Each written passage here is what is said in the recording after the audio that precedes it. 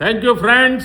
আবারও মধ্যরাতে হাজির ভারতের প্রধানমন্ত্রী নরেন্দ্র মোদী। কিন্তু কেন হঠাৎ ভিডিও বার্তায় তিনি শুধু একটি কথাই বললেন, ধন্যবাদ বন্ধুরা। এর পেছনে কি বার্তা লুকিয়ে আছে চলুন জেনে নেওয়া যাক। আবারও মধ্যরাতে ভিডিও বার্তা প্রকাশ করেছেন ভারতের প্রধানমন্ত্রী নরেন্দ্র মোদী। এবার তিনি দেশের শিক্ষার্থী ও তরুণদের উদ্দেশ্যে কৃতজ্ঞতা প্রকাশ করেছেন। মোদী জানান, চিকিৎসা বিষয়ক ভর্তি পরীক্ষার প্রশ্নপত্র ফাঁস এবং পরীক্ষা ব্যবস্থার সংস্কার নিয়ে দেয়া তার আগের ভিডিও বার্তার পর তরুণদের কাছ থেকে অসংখ্য মতামত ও পরামর্শ পেয়েছেন। সেই ইতিবাচক সাড়ার জন্য তিনি সবাইকে ধন্যবাদ জানিয়েছেন। ভিডিও বার্তায় তিনি বলেন, বন্ধুরা ধন্যবাদ, আপনাদের ভালোবাসা, সমর্থন ও মূল্যবান মতামতের জন্য আমি আন্তরিকভাবে কৃতজ্ঞ।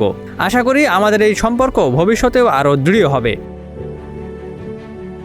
এর আগে প্রকাশিত ভিডিওতে মোদী প্রশ্নপত্র ফাঁস রোধে কঠোর আইন আনার ঘোষণা দিয়েছিলেন। তিনি জানান, এ ধরনের অপরাধের দ্রুত বিচার নিশ্চিত করতে বিশেষ আদালত গঠন এবং কঠোর শাস্তির বিধান রেখে নতুন আইনের খসড়া সংসদে তোলা হবে। তিনি আরও বলেন, প্রশ্নপত্র ফাঁস লাখো শিক্ষার্থী ও তাদের পরিবারের জন্য গভীর কষ্টের কারণ।